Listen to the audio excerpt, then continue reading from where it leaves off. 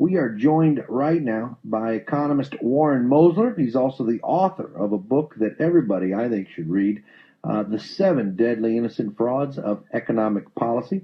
It's a short read, but it's a read that will keep you thinking all the time. I mean, the reality is that we're in a very new world. I mean, you got everybody around the world printing money. What does this picture look like? Well, it's a misnomer. When the central bank buys securities, they call that printing money because they don't count the securities that they buy as money, but they count the bank balances they create as money. So if you have $1 million in treasury bills and you sell them to the Fed, now you have $1 million in your checking account.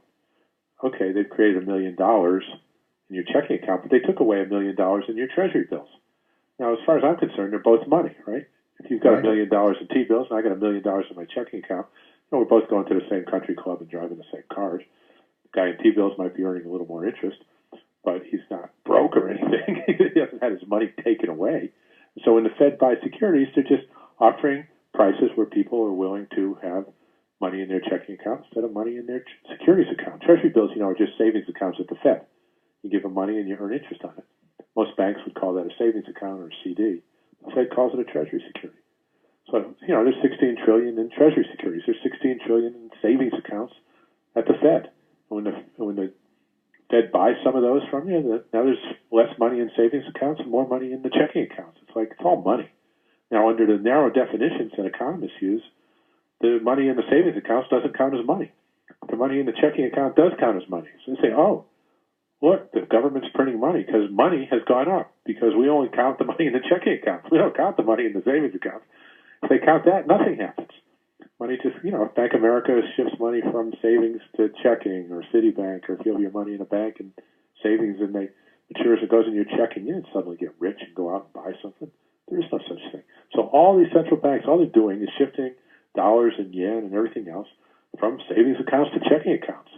And all the economists and the money managers and the portfolio managers say, they're printing money because under some old definitions of money, the checking accounts are money and the savings accounts aren't. It's like, whatever. Can't fool me. I know that doesn't change anything.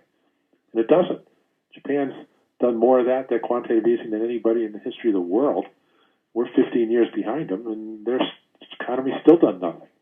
And they've had no inflation, and their currency has been one of the strongest in the world, if not the strongest. So obviously it doesn't do anything. How much evidence do you need? 20 years of evidence. You think that'd be enough for some of these guys? When do you think they're going to wake up? I mean, what do you think is going to take? They're going the wrong way. You got Obama and Boehner arguing about the best way to either raise taxes or cut spending, and they're both going the wrong way. Look, I'm in favor of cutting waste, spending, and all that, but then you've got to cut taxes more than that. It's not enough. If you just cut spending, you're taking money out of the economy. Well, okay, how do you cut spending without taking money out of the economy? You cut spending and you cut taxes more than that, probably double. We probably need 2-to-1 tax cut for every spending cut. Well, Republicans don't want to do that. Okay, they let this FICA tax hike go through a year in. It's the biggest tax hike in our history. It's like $170 billion a year. It's insane. Like, who are these people? Did they sign some pledge never to do that? We're bleeding off all the consumer dollars. And the economy is just withering and dying. They're ruining our whole culture. It's horrible. Now, Warren?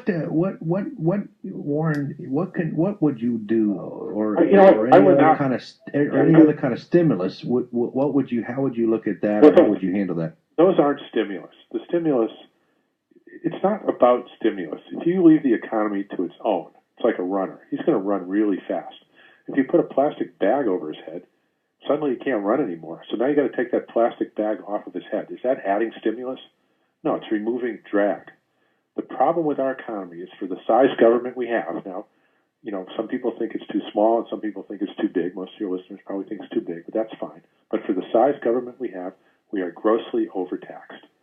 Okay, and the answer is we either need massive tax cuts or spending increases, depending on your politics. But let's say you need massive tax cuts now to take this plastic bag off the runner's head and let the economy go.